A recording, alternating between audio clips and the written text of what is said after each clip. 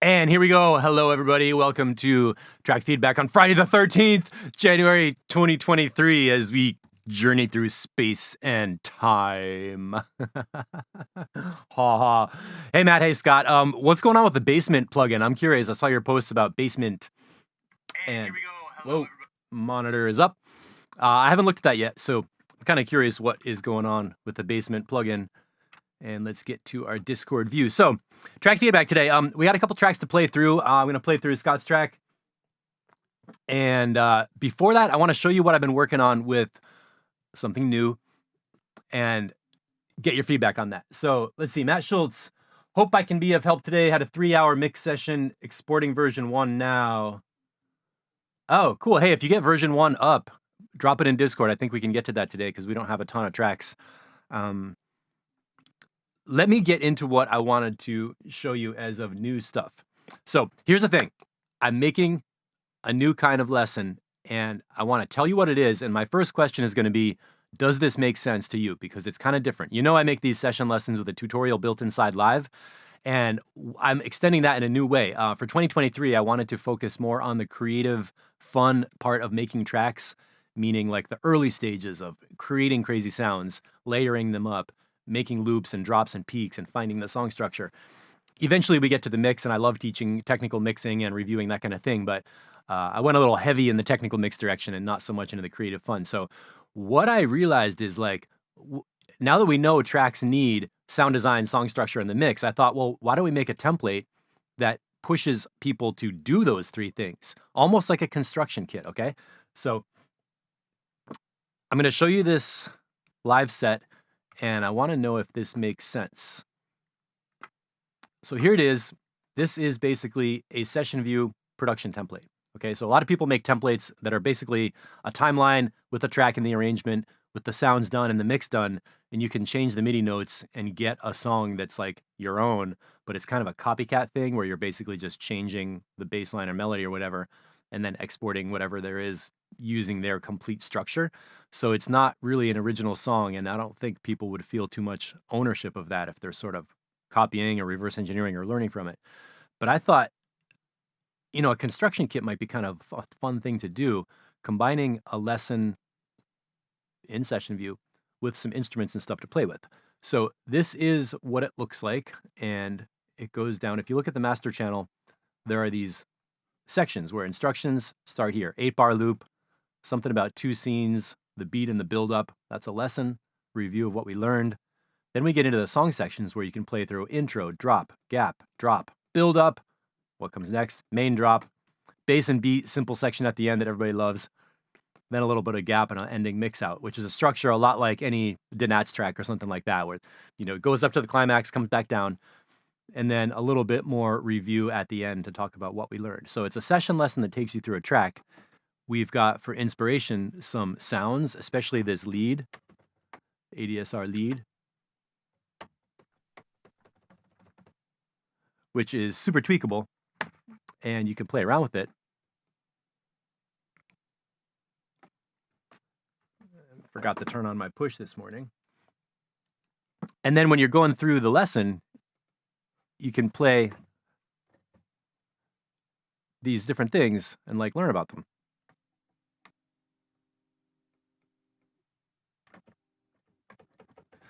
One fun thing I had a good time with was playing with the macros in Live 11. So like the pad sound, the one that's in the track has a long attack time to sound like this synth pad, but what if you want to jam with it? I made a little snapshot.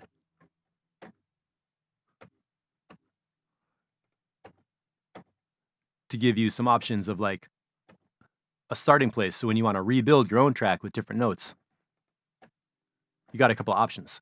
So let me play a little bit of this lesson. What I'm curious about is, so if I go out on Facebook and make an ad and says, hey, I'm making a production template to help you make tracks, but this one is all in session view, right there. Does that make sense as something that people might want to do?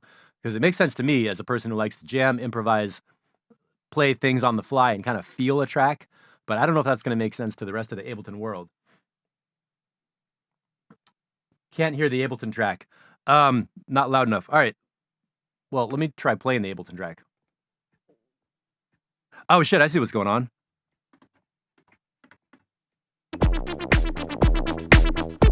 I had my routing changed. Sorry about that.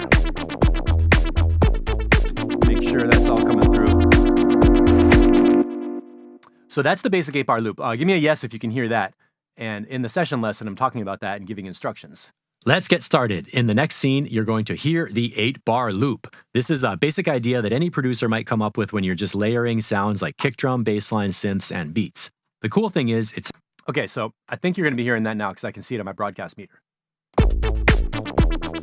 All right, so there's a basic 8-bar loop. And in this lesson, I talk about some things like, first of all, counting in your head so you understand where you are in the loop. And then I look at some techniques for escaping the loop. Here are some 2 scenes that'll show you a little bit of that. I'm using follow actions in the master scene. And I made an activity to listen to what changes at the 8-bar mark. So check this out.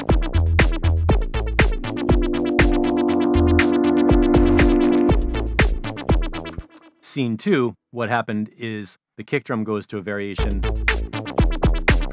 with a little kick drum thing. Yeah, Steve talking, I know. So there's an example. Then there's an activity where a person could play through.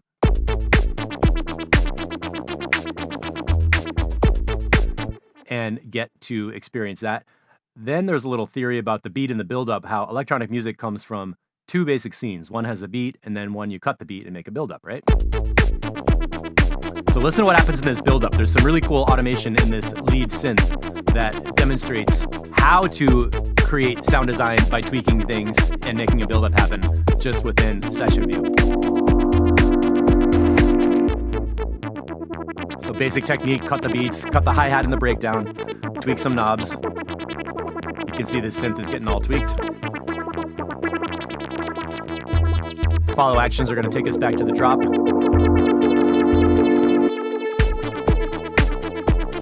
And then we're back in. So the lesson is giving a super basic idea of how to make a track, where first you have an 8-bar loop, then second you create variation, repetition, build-ups by cutting the beat, tweaking a synth, and then dropping the beat again.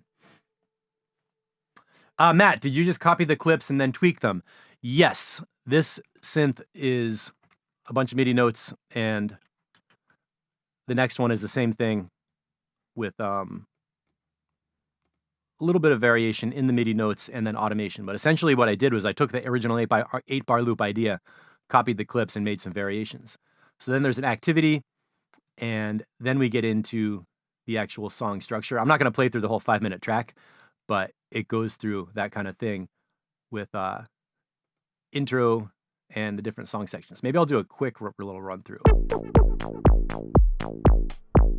Basic intro, right?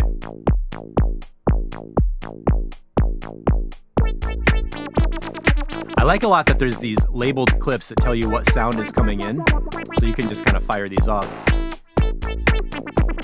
to hear different layers.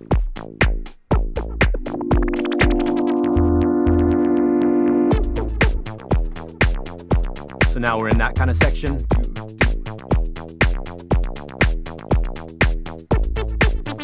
The tambourine, the open hi-hat.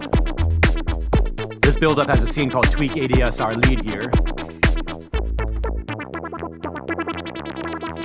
with, again, some automation showing how to do that. Full section where everything's happening. Bit of a breakdown after that. Then Matt Schultz's favorite part with this dub bass line and the sub thing. Coming to an outro.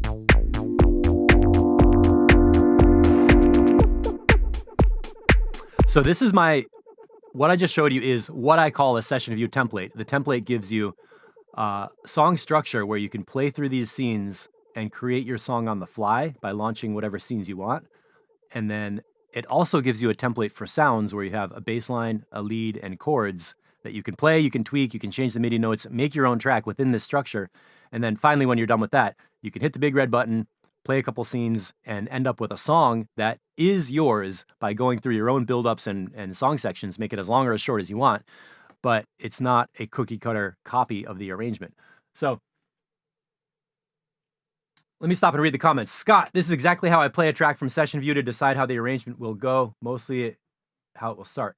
Yeah, I saw you comment on Facebook about that post, and I love it that you understand that concept. I have a feeling that 50% of Ableton Live users don't understand that and don't do that. So I'm kind of on a mission to like promote session view, show how this works, show how much fun it is, not only for people who play live and DJ, but actually for studio engineers or studio composers and producers.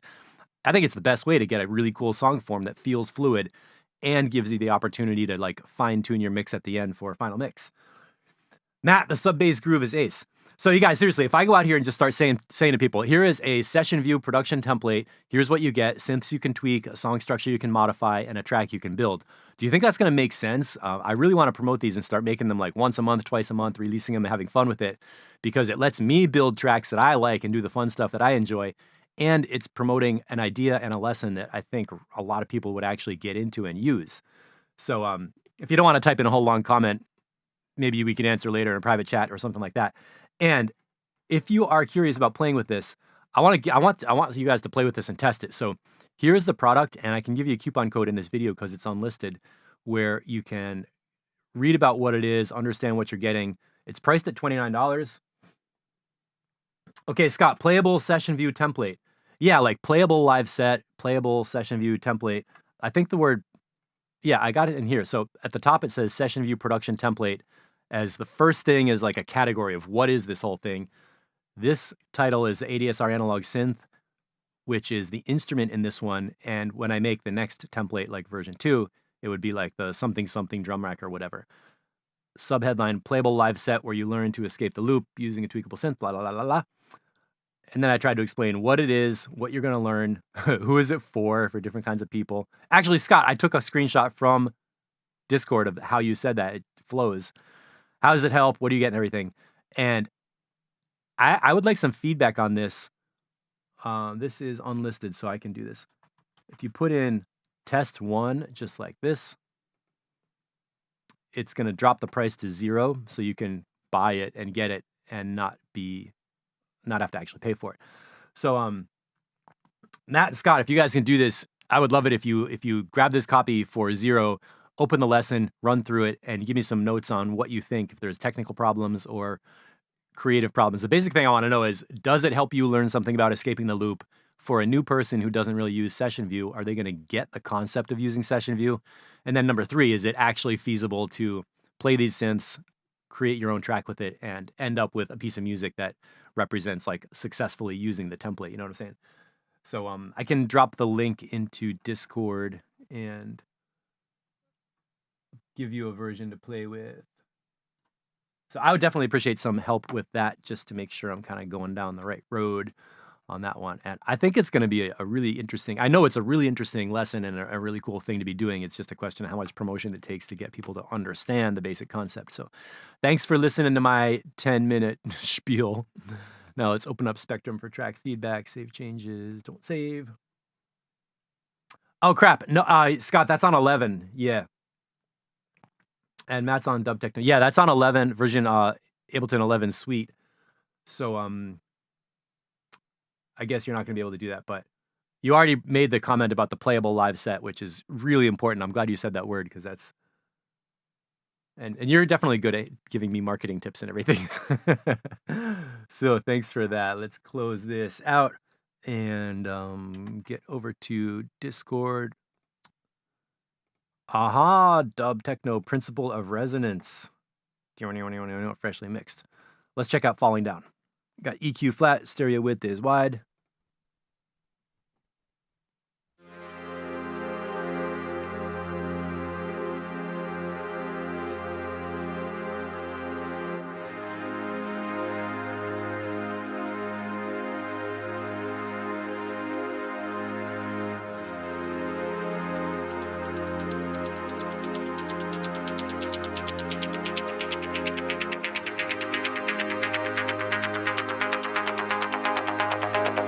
I like the intro already.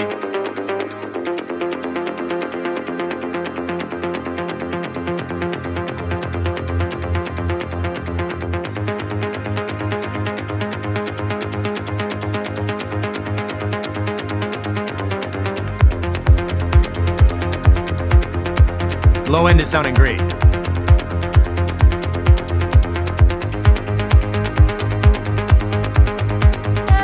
Just checking my broadcast level here.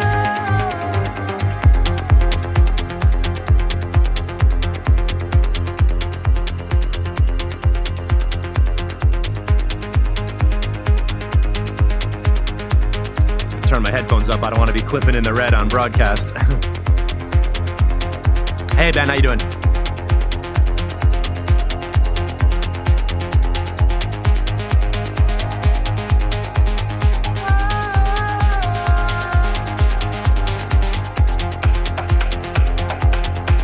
Yes, that little tap tap sounded great. Yes, good shift. A little unexpected, but totally good.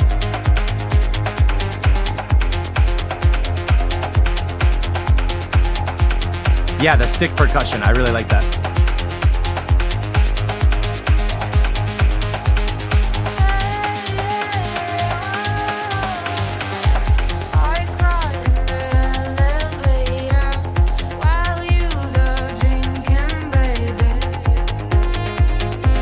Vocal is at a good level, sounds good.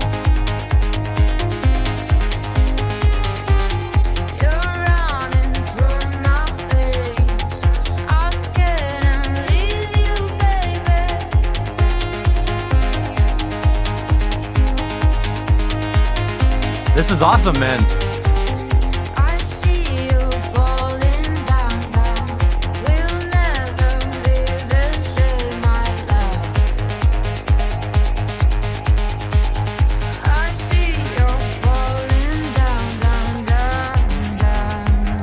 Whoa, that was really cool. All right, hold on a second. That was amazing. Structurally, the lyrics said, I see you falling down, and the track stops and like goes, like kind of like a pitch drift, kind of like slowing down the record. That actually sounded like the music responded to what she was saying. That was amazing sound design. I want to hear that again.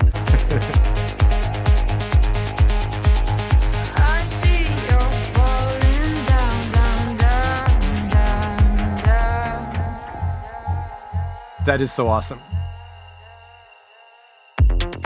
And that little moment of silence, like the pregnant pause, and then we come back in right here.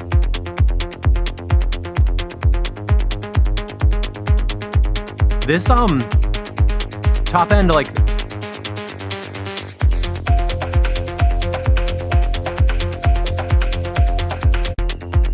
the top end of this synth, not the bass line, but it's playing like the parallel thing is the bass line, sort of like the melody. I think that could be a little bit louder. I was thinking that earlier with the vocal, that sound. Let me try to just EQ the mid-range a little bit and pull out the sound I want. Okay, get ready.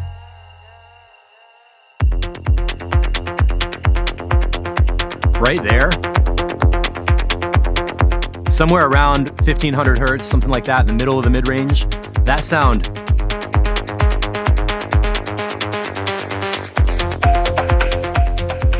I think you could bring up the volume on that sound, or maybe do a mid-range EQ boost really at the middle of the mid-range to have that sound sit and fill up the mids better. It's not going to clash with the vocal. There's nothing else going on in that range, and it would just make the middle brighter and like more kind of in your face, sort of in a good way.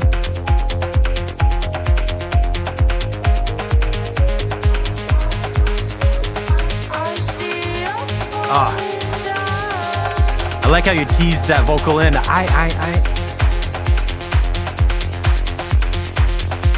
Let me check the high end of the drums here at high shelf EQ.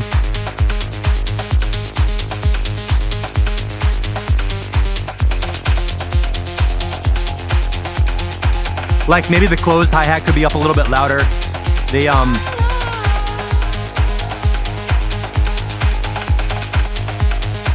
I don't want to talk over this track in the vocal. The drum mix is okay. There's like a shaker kind of thing that's sort of like an open hi-hat going to psh, psh, psh. That seems a little bit loud for high frequency compared to the snare and the closed hi-hat. So I think the percussion mix could be tweaked a little bit, get the closed hi-hat and the snare drum cracking up a little bit louder so that swishy thing is not dominating the percussion. And again, to make it feel like bright, crisp, every sound you hear is like really coming up right at you. Yeah, the clap could be a little louder, a little brighter. Definitely, the vocals are sounding really good. I agree with Ben. Beautiful, beautiful.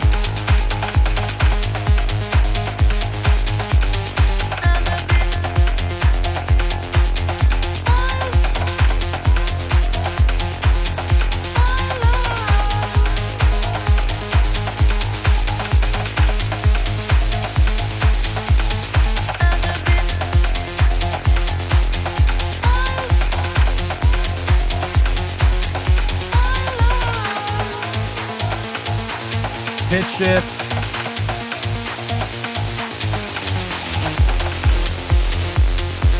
One more time on that.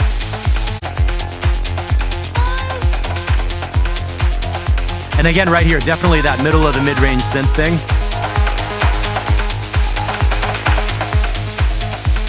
Okay.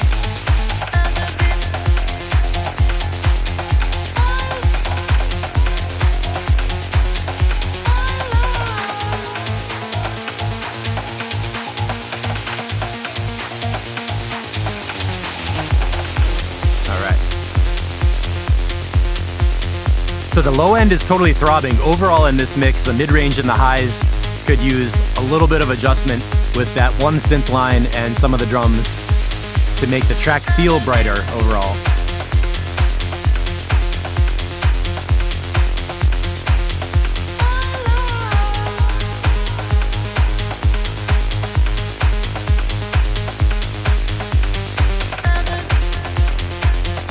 I love this groove.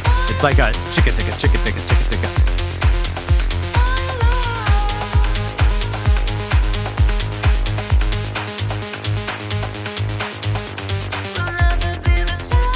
Oh, I love it. This part is my favorite part. It's perfect. Ticka, ticka, ticka, ticka. Chugging along. So yeah, that open ride sound could come down a little bit, but whatever, we talked about that. Here's that sound with the mids. Just that on that bass synth. I don't know how many layers that is, but the upper layer of that, if it could be a little bit louder. Perfect ending. What a cool track. I love how the pitch shift amps it up a bit and kind of like, you're like, oh, pushing it up, kind of rolling the pitch down a little bit. And then especially that dramatic shutdown effect on the word fall down is cool. Matt Schultz, while listening positions, a little more air, agree on the clap, 99% there. Yeah, so when all the drums are in and it's a thick section, the clap and the closed hi-hat are a little bit kind of dark, I guess. It's like instead of like psh, psh.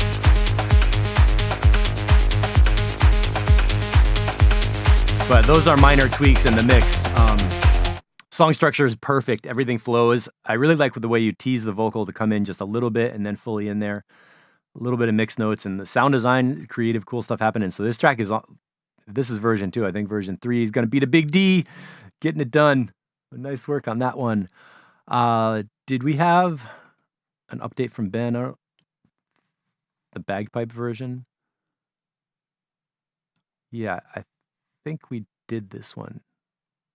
Ben, let me know if version 2 was new or not.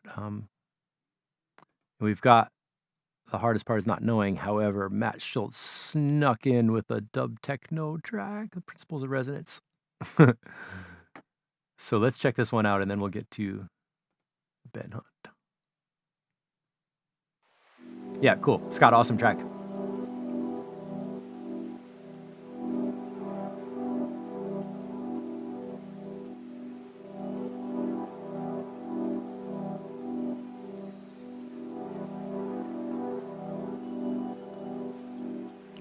Okay, Ben, thanks. No update on that one, so we'll listen to the hardest part, or the hardest,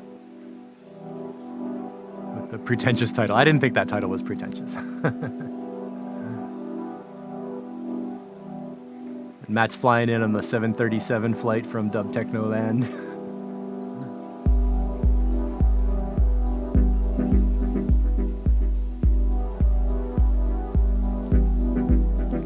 It's almost time to put this mug away for the year.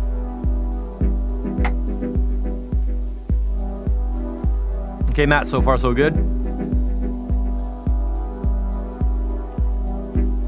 push this up a little bit.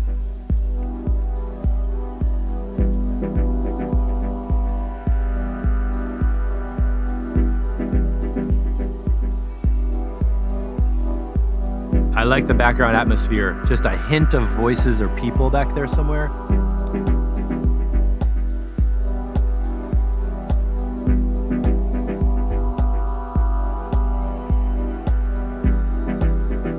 I can sit back for this one and relax, right?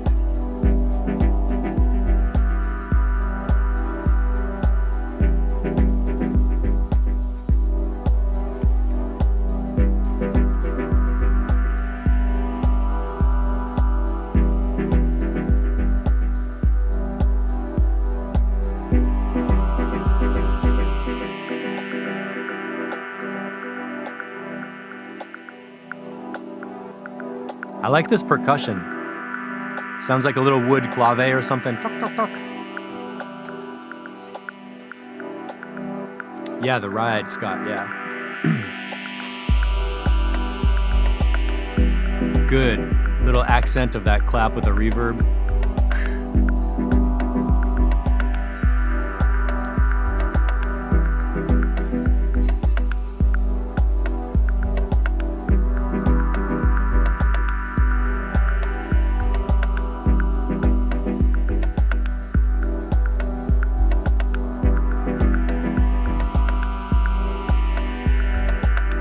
That's a great question, Scott. Is the bass line a note or two below the kick fundamental? Boom, boom, boom.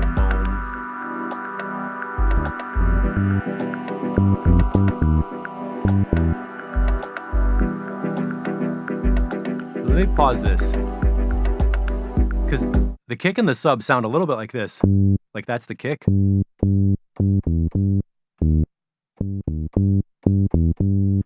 What would those...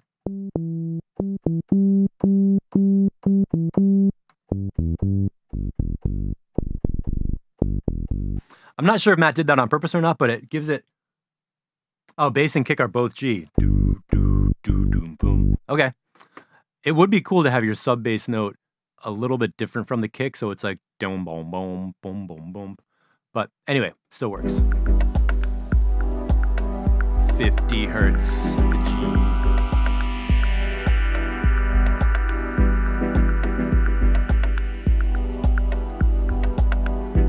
Yeah, Matt, you always do a great job connecting your sub bass and your kick drums so closely that they feel like almost the same thing. Really nice new pad coming in here.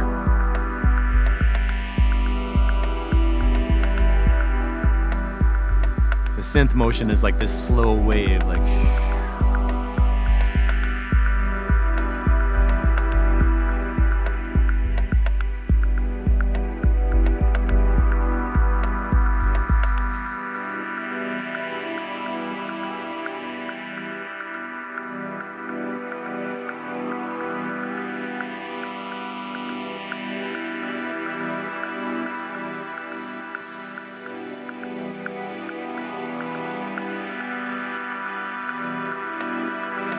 okay, is this the cello coming in?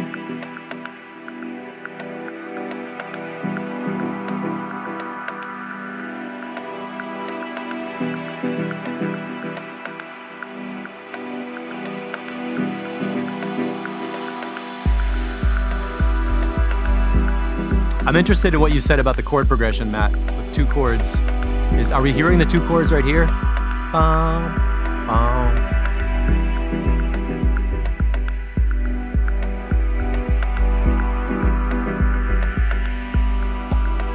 Nice swell, that sweep, but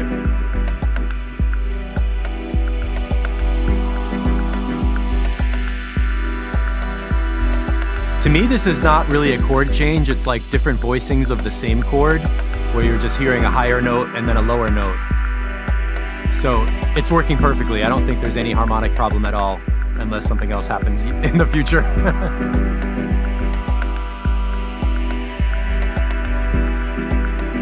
It's great. It's got this slow, like you're in a hammock, like really slow.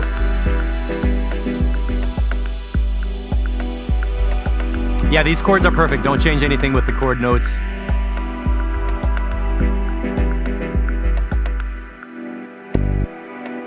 Let me play some.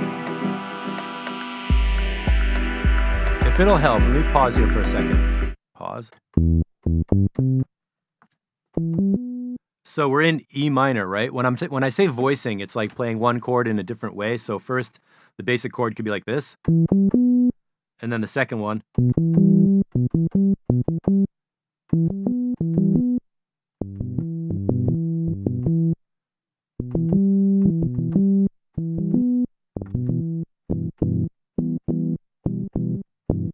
Those are all the same chord.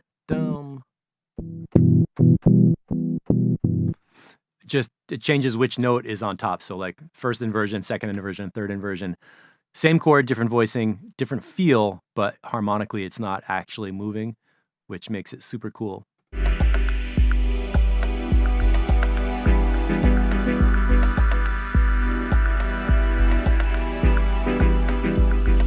I like this clicky percussion.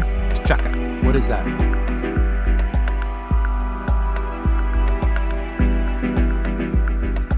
I would make that percussion layer a little bit louder. The clicky one. It sounds like locking a door with a big old lock, like ka-chaka. Kind of clacky. That could be a little louder for me. Little tambourine bells in there. Matt, this sounds done, man. I don't know. It's totally listenable. Obviously, it could be mastered up to be louder, but everything's working. It's smooth and fluid and continuous. I felt right away I could sit inside it. I'm getting enough little surprises and hints of stuff, and nothing sticks out as wrong.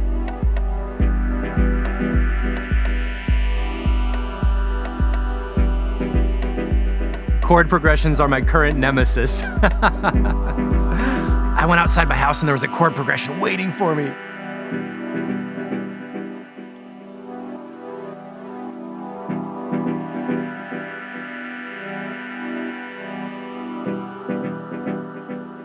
Beautiful tone, all the different sounds, the synth layers, each hit a different kind of spot in the frequency range, so they all fit together. Really nice filter sweep. It's almost a little bit burnt with some distortion on there, just a little toasted, I think. This is awesome.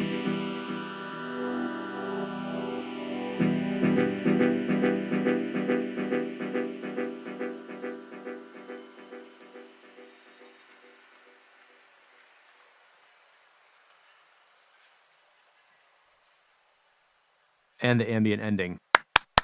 Big claps on that one. It's beautiful. It's great. It's totally playable. And the main thing is don't change the chords. There's nothing wrong with the chord progression or the harmony or anything. It totally works together. That's all great. And the mix is pretty solid. Personally, I made a couple comments on percussion that I think you could do a little bit differently, but honestly, it's not. It's not a problem in the mix. That's pretty solid. Low end is beautiful. And the best thing about what you're doing is that you're composing it with sounds that naturally exist in different frequency ranges. So it's almost like you just put up the faders and it has a mix by itself. There's the low end, sub, and kick, which are beautifully dialed in. Whole mid-range chord thing, texturally is moving. They're all moving, and then the drums just kind of clicking through. So good job, good job, good job. Now, I believe we have some issues with not knowing. Another newie from me, Space Disco. Started out a bit acid. Are the drums too crunchy? But let's hear with this early stage, and EQs are flat. What do we got?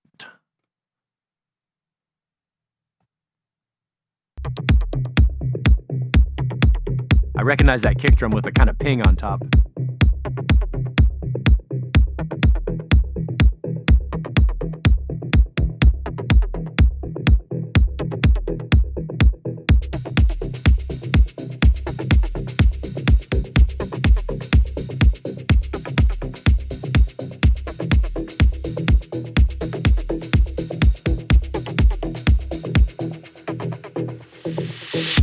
Yes.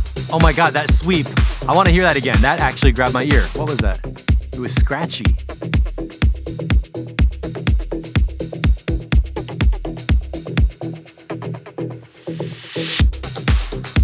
That was cool, man.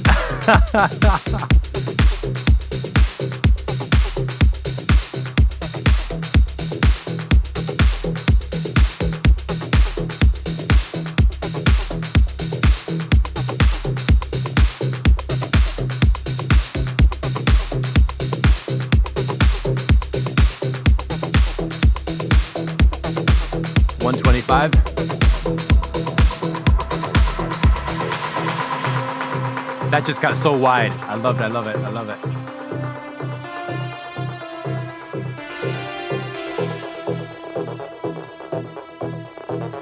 Okay, I hear the acid energy coming in.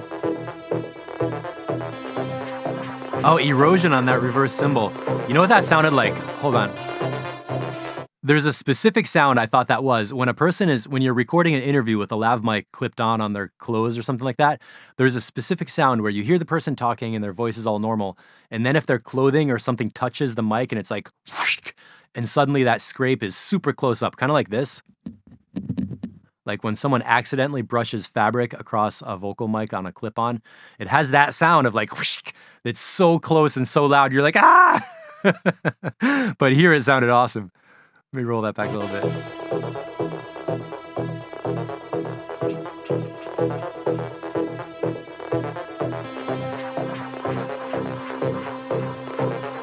I like it. Wow, wow, wow.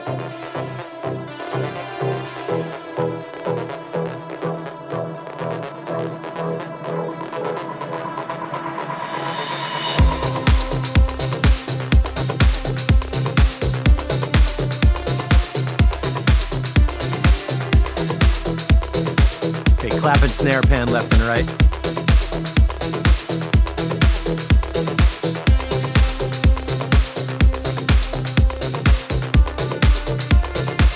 Is the snare on the left and the clap on the right?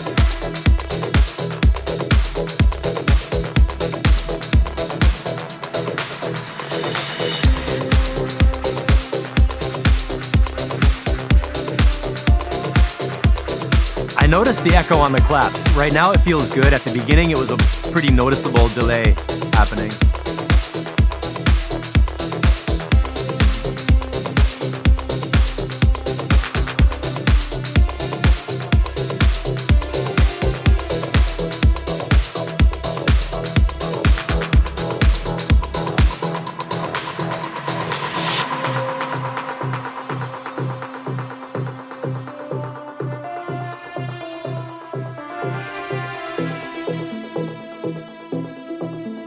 Ooh, I like this sound coming in with the plucks.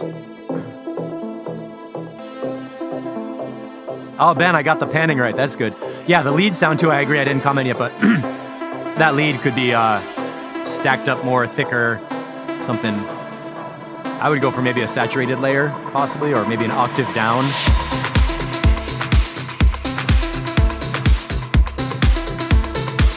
Okay, now it's coming up louder.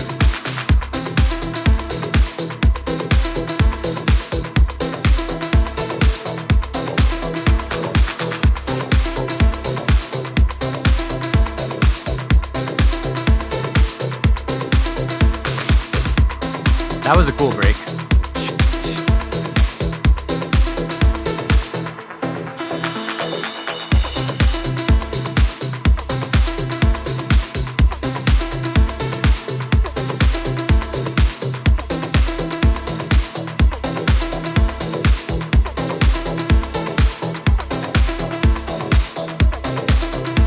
I like the percussion a lot. I hear a little thing coming in. You definitely got me in the groove with the drums.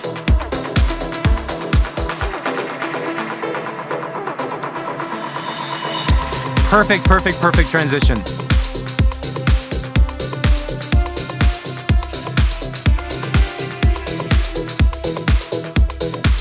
And now we kind of return back to the theme for some basic simplicity at the ending.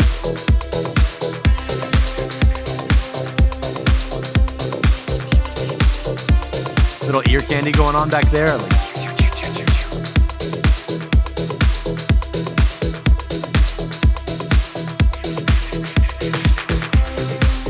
what is that sound at like 438 right here?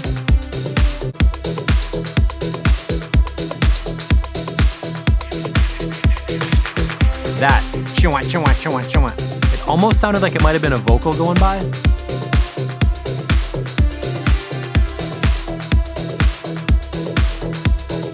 And there's a sub bass note down there too, right? Boom, boom, boom.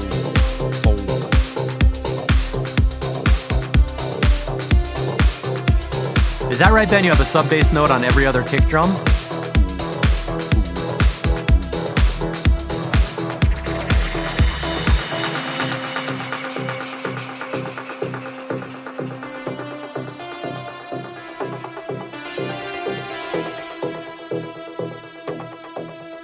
Yeah, distortion on that lead would definitely do a lot. Or erosion or something crunchy as a layer. It's kind of fizzing almost, like friction on it.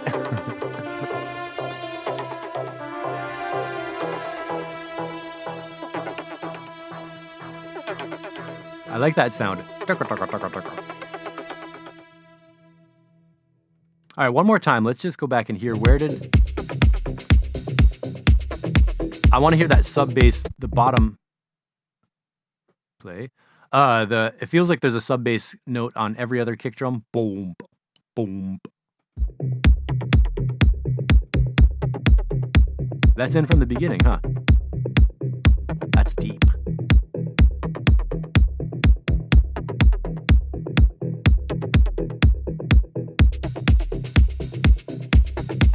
Oh, the first three kicks. Oh my gosh, wait. That's what you're doing?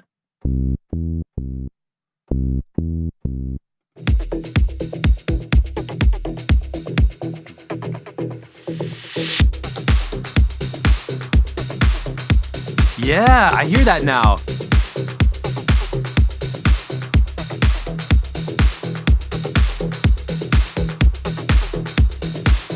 You know what though? Because of the way the bass line is moving,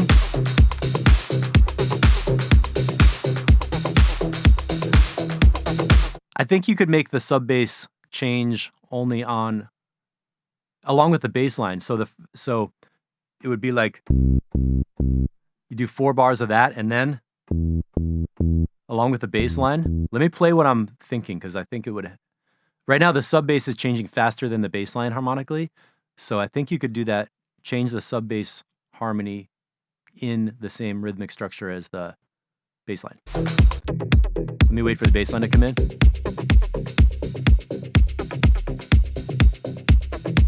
Okay, it's already, I'll start playing keyboard right here and show you what I mean. Right here, I'll start. Still on C, doing the 3-note thing.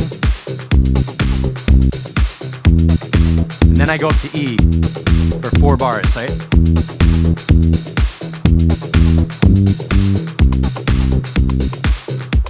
And I don't want to tell you too much what to do, but at the end of that 4th bar for the E, I went.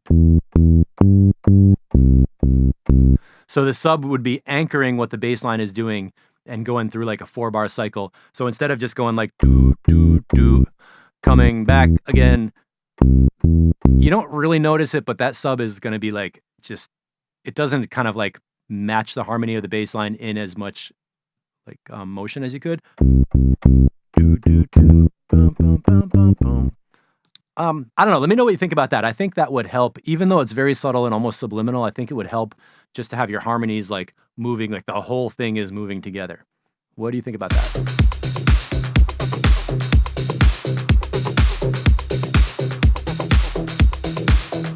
Yeah.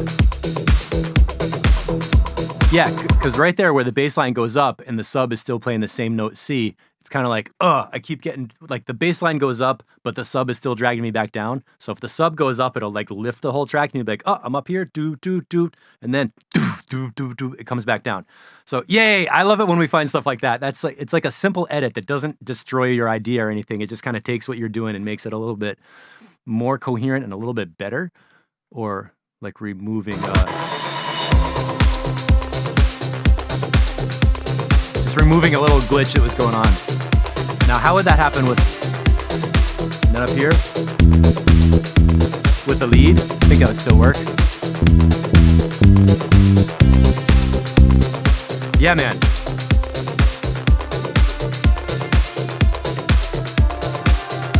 I like the lead. I totally agree. The lead sound could be a little brighter or a little louder, thicker. There's a lot of ways to achieve that. I think you got your production skills together to do that.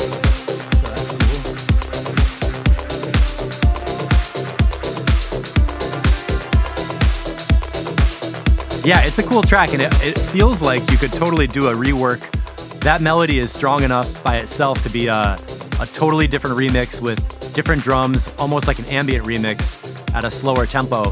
That's a good melody when you feel like the melody could be reinterpreted in a whole different style, like a chill out track or a breakbeat track or whatever.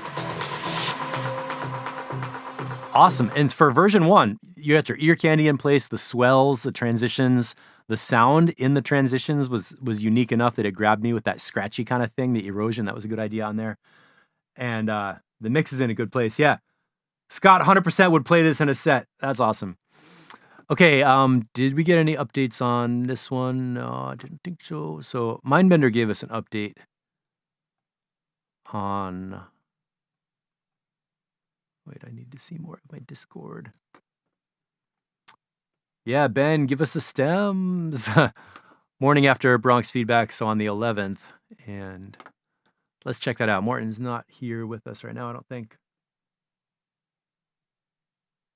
Oh, Ben, a deep house version. That would be spot on. Like softer chords, those plucks and stuff. And then like yeah, I would be into a deep house version for sure. Let's check out what this Mindbender jam is doing.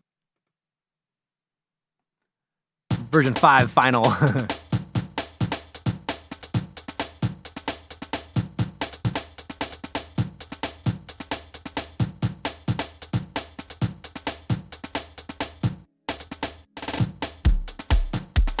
Ooh. What do you guys think this tempo is? Like 128? 130? 130.8. I didn't know. Fuzz. That sounds like the Sound Toys Decapitator or something.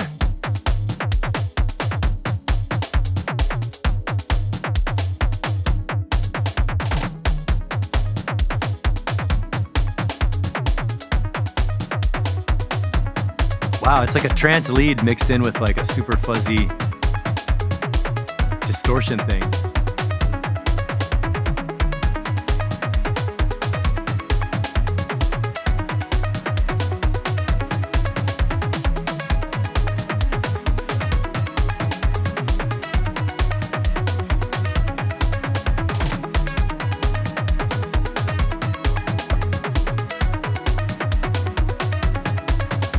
All right, Morton, if you're watching the replay, this has a great vibe so far. Really liking it.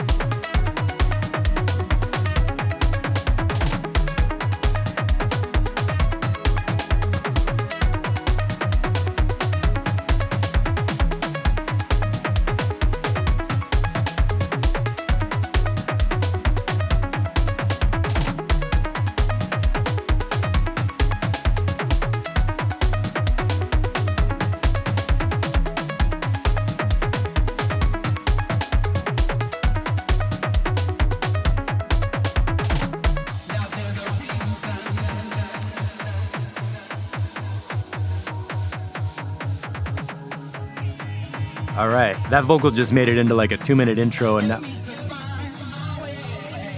now here comes the vocal. Yeah.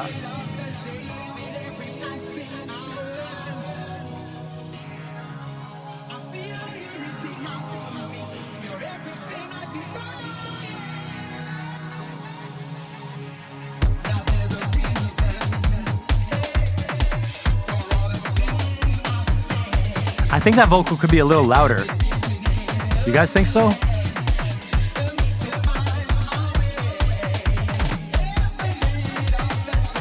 Okay, I hate talking over vocals. The distorted drum pulse thing has a real like a chirp on the high end of it. It's like chonk chonk chonk chonk chonk chonk chonk, and that is in the same frequency range as the vocal. So I'm feeling like that vocal could be louder. I like the vibe, and it kind of doesn't matter because the vibe of the track is so awesome that the vocal is not the centerpiece of this track, which makes it okay that it's buried a little bit, but I think there's space to bring up the vocal. What do you guys think? Okay, Scott, great comment. Vocal feels a touch too filtered, like too much cut away from the vocal maybe. That's a good way to say it.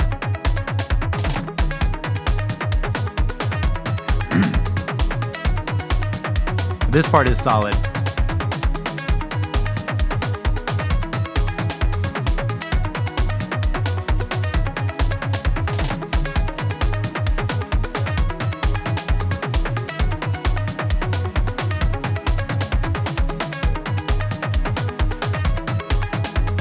Yeah, Matt, something is like masking that vocal up a little bit somewhere.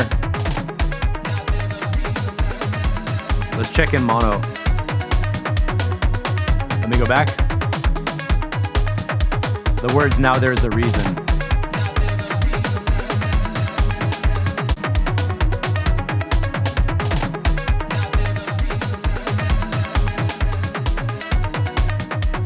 Yeah, maybe too much stereo effects on the vocal too, because it really collapsed into mono. It lost a lot in mono.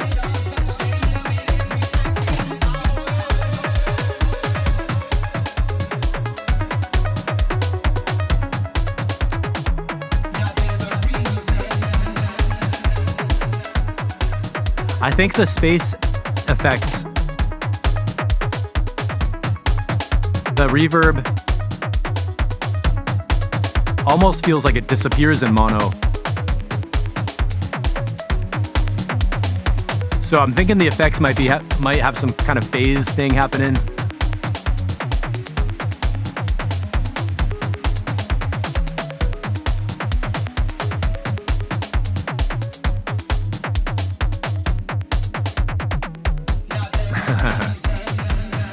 Back at 420.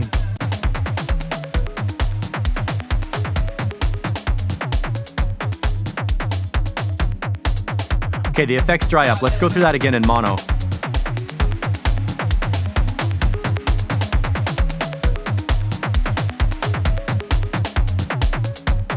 That was the reverb sweep in mono, and now in stereo again.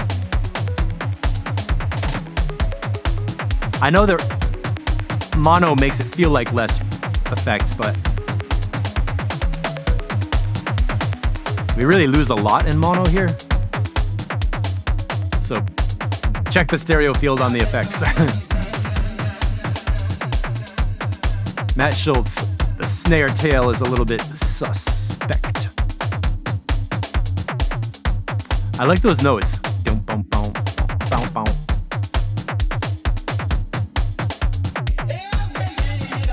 Yeah, Morton made this after coming back at 8 in the morning, I think so.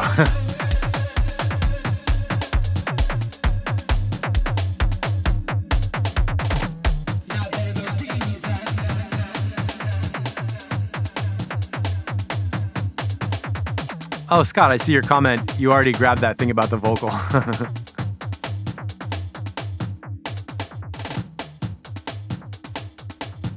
Yeah, I mean, this is definitely playable. It has a good vibe, a good energy and everything, so. The after hours vibe. Snappy, poppy snare breaks and stuff. A lot of taps. Tap, tap, tap. Cool. Playable and good. Just check out for the stereo field and the effects and atmosphere. And that's not a fatal error. It's just me trying to be helpful and think of some things I can say. So I think that's going to be it for today. I'm feeling so good about being able to give detailed feedback and not being buried under an ocean of tracks with all this. And what I'm going to do right now is pop the link into Discord. Into YouTube.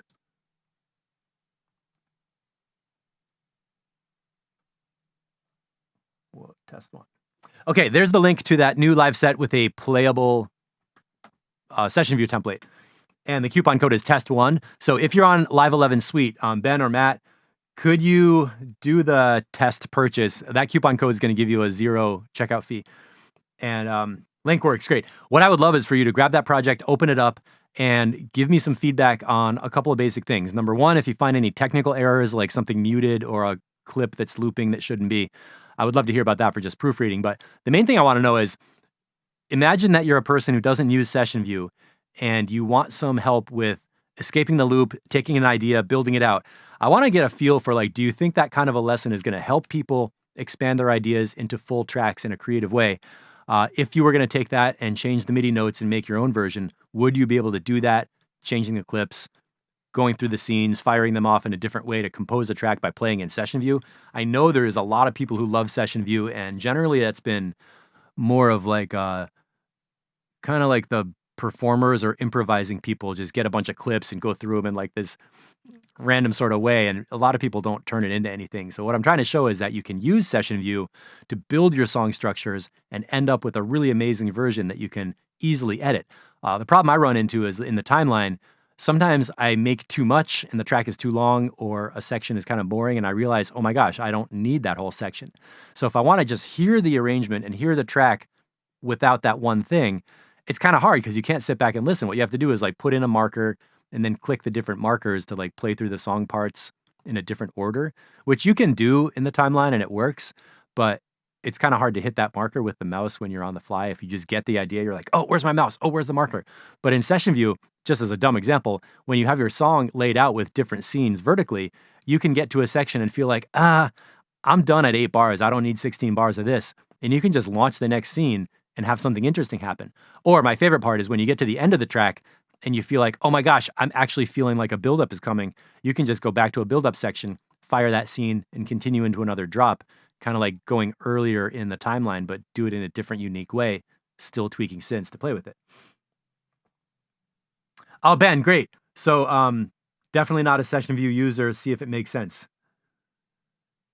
Yeah, cool. Let me know what you think about the overall lesson format and the template format. What I want to be able to get to is put out useful templates that help people make tracks in session view where you can actually have fun improvising and using Ableton at its best or using Live at its best and be able to make a series of these that are all going to be inspiring, give people new ideas, turn out some new tracks with them, and just launch a whole creative push with this kind of a session view production template that's playable, where it's fun to play with it, and you don't feel like you're just copying somebody else's timeline and arrangement.